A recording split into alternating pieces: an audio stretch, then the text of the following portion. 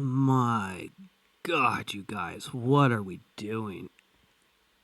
Oh, that was just painful to watch. Same type of thing. Start off strong. I have no confidence that in the back half of the game we're going to be able to keep this type of momentum up. I always worry when we start games this way and start really strong because I just don't feel like we're going to be able to keep it up through the entire game. And once again, it happened again. So let's have a quick look at this one. Then I'll pick up. I had just finished recording part 5, 2021, talking about fourth quarter and back half of the game problems, and here we go again. So I wanted to throw this one together, partly as a test, just to see what it was like to do a quick game review. Yeah, it's not the one I wanted to do. So quick note, you can get this cool wallpaper at wallpaperaccess.com. I like this one. Nice American flag. So I'll leave a link to that one in the description. Okay, let's get into this one. Rolling left, Purdy throws, caught. So, nice one there. Short of the end zone. Pearsall.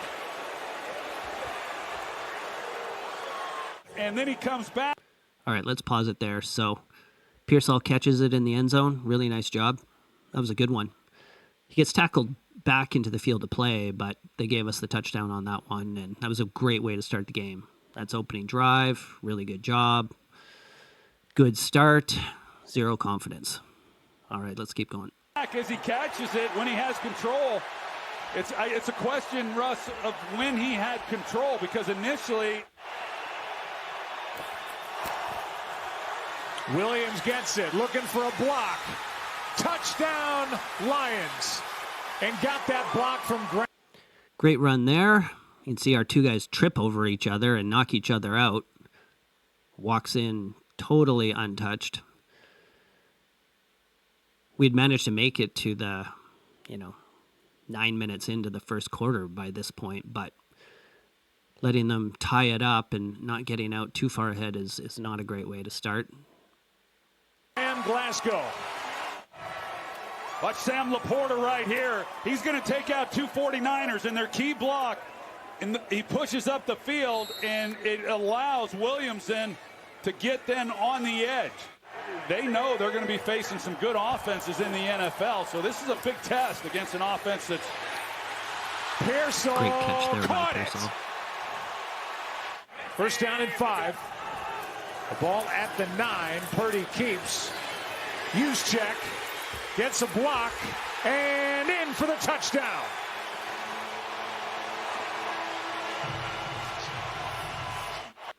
Nice to see Juice get one on that one. That was a good play. Some contact before the yard line, but managed to before the touchdown line, but managed to get it in there. So we're up 14-6 at this point. Again, not a ton of confidence. It's third down and 12. Goff. Here's a little lateral to Williams, and he's down the sideline and gone for a touchdown. Amon-Ra St. Brown made the catch. He's done this before this year, Amon-Ra. It's crazy how he got the edge there, and there's 4 guys who can't get an angle on him. Runs it all the way in after a quick toss back to him.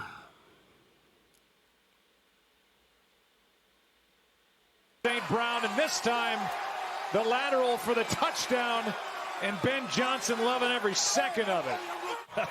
When they run these plays, they work. And Sam Laporta, no one's going to be talking about him. Like, look at that. Look at how many guys are around there. 1, 2, 3, 4. Nobody can get the angle on that play. Everybody's in a straight line. But he's the guy who's out in front and helps kind of seal it enough. And with the speed then of Jameson Williams. Fatu Melifonwu made that hit. His second game back off IR. Here's Purdy.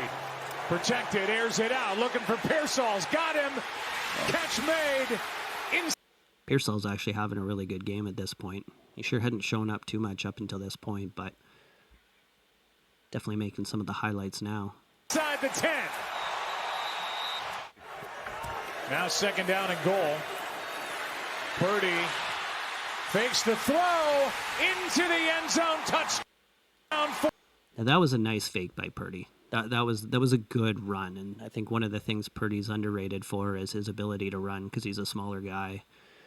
But really good job, and then I believe we're going to go into the second half up 21-13 after that one. 49ers.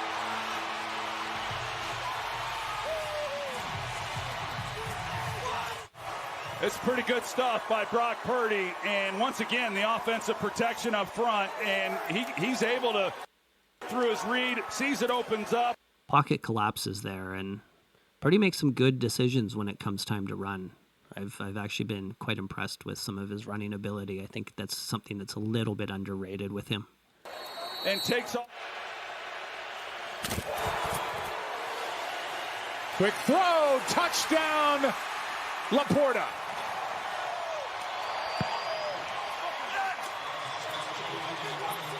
And they're going to So they go for two now, try to tie it up. go for two to try and tie it. Separation. You see him as he comes off. He starts to the left. It opens up a hole there within that zone. I mean, those guys police themselves, and he's right there at the forefront of it all. Little pop to Debo, touchdown. So, of course, they had got the 2-point conversion. We couldn't hold them off on that, but good run by Debo. That's something we haven't seen much of this season is Debo's runs being as effective as last year. That'll go down as a touchdown pass. Those are the kinds we like. And Debo took care of the rest. They didn't have this play in the offense when I played. I wish they had him. I'd have had more than 11 touchdowns in a season. But that's a great job by Debo finishing it off. And You can see he almost lost it there, too. That's been another issue with Debo this season is he's dropped it a few times. So they're going to go for a field goal here. And, of course, we can't hit any of these. And we'll talk about that after. 57-yard drive by Bates. And he got it. That's 18 defensive pass interference calls against this group from Detroit. That's a pick. Bad throw. And that's where it starts to go south. That's the first of Purdy's 2 interceptions. And he's had a few of those this year where either the ball sails or the route timing isn't right, and then all of a sudden at a critical time, and I think this is, the third game in a row where we've had late-game interceptions? From Purdy, and it's Kirby Joseph with his 8th interception of the year, and that was a gift.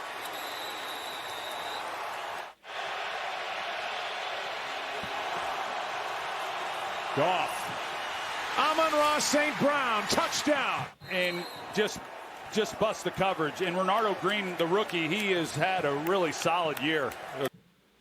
That midfield coverage just has not felt good this year at all. And, of course, this is the first point they actually take the lead. Good player.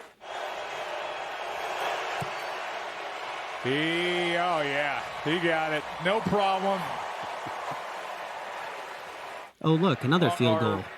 We can't hit a single one. Play action from Purdy. This is picked. And that's there's Joseph interception again. number 2. His 2nd of the night, his 9th of the year. If you watch the highlight on that one, that guy was just sitting in the middle of the field there and just jumped the route and just not good. So that's 4 interceptions late in the game, lead on the line. This would have put us, if we had converted, say, a touchdown here, we would have been up 35-34.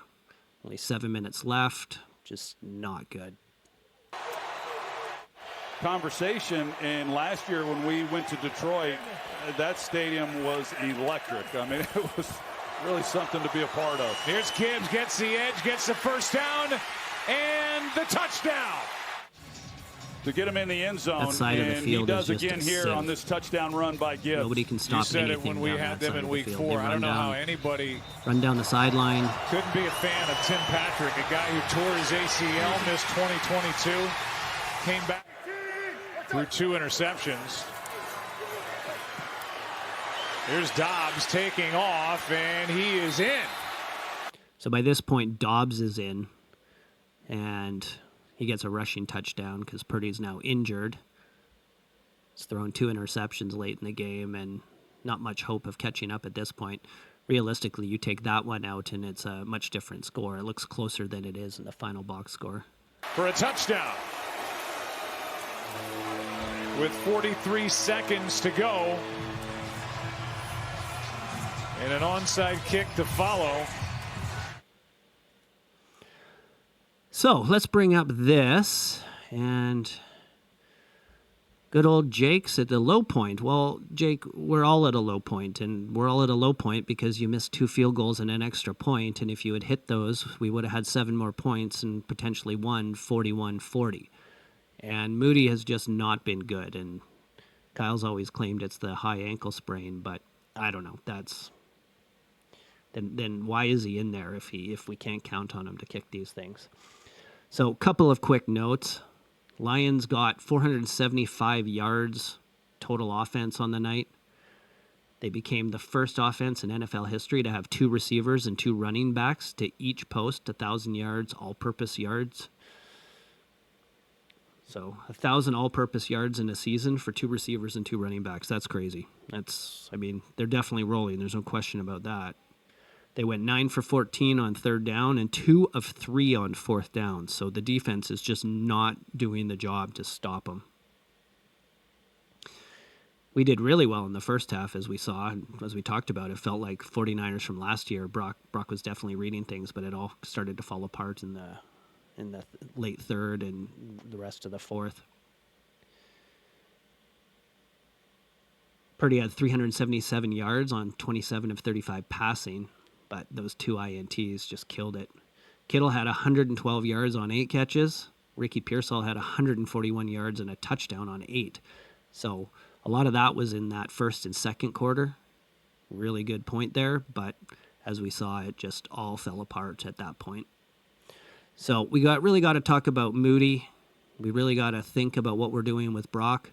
I think the biggest concern we've got is how do we sign Brock? How do we deal with Moody? I think at this point, I don't know how we keep Moody, but how do we deal with Brock's contract and then maintain the level of the team? A lot of the discussion right now is how we pay him $55-60 million and keep the team together. And I'm of the opinion at this point that that's not going to go particularly well for everybody. I just don't think that we can afford to pay that, keep the team together, especially with the way these late games have gone, because there's no guarantee we're not going to have more injuries next year. So we really got to think about these things. We got 1 more game left against the Cardinals. Cardinals are doing pretty good. They're having at least a better season than we are at this point. So next game's Cardinals, and we'll see how we do from there. But lots of discussion in the offseason. It's got to be. We'll see you in part 6, season 2022 of the 7-year retrospective, and hopefully I can get that one out soon. Thanks for joining me here, and we'll talk again real soon about the Niners.